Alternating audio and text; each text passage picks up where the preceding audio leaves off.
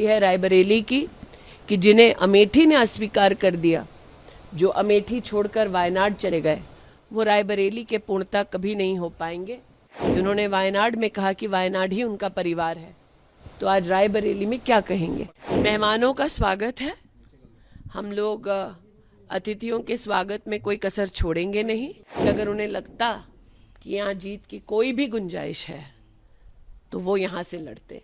पिछले 3 वर्षों में मैं रायबरेली में दिशा कमेटी की अध्यक्ष रही, सोनिया जी को चेयर रही।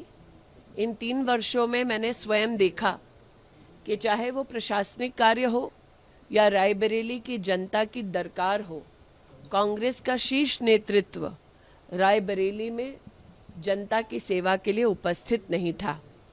मैं भारतीय जनता पार्टी के रायबरेली के प्रत्याशी को अपनी ओर से शुभकामनाएं प्रेषित करती हूं। आज उन्होंने नामांकन भरा है और जनता भी ये जानती है रायबरेली की कि जिन्हें अमेठी ने अस्वीकार कर दिया, जो अमेठी छोड़कर वायनाड चले गए, वो रायबरेली के पूर्णता कभी नहीं हो पाएंगे।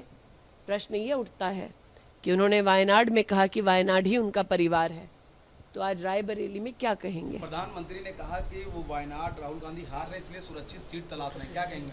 प्रधानमंत्री जी की दूरदृष्टिता का परिणाम है कि आज अमेठी लोकसभा क्षेत्र में आप कमल का फूल खिलते देख रहे हैं।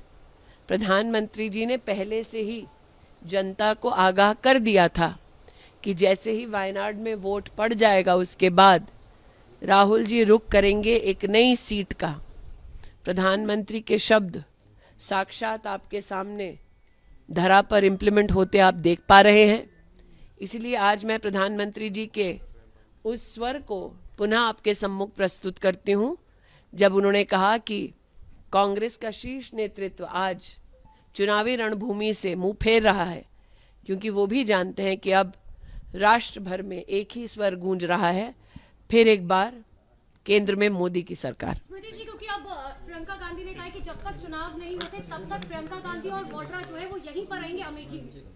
मेहमानों का स्वागत है।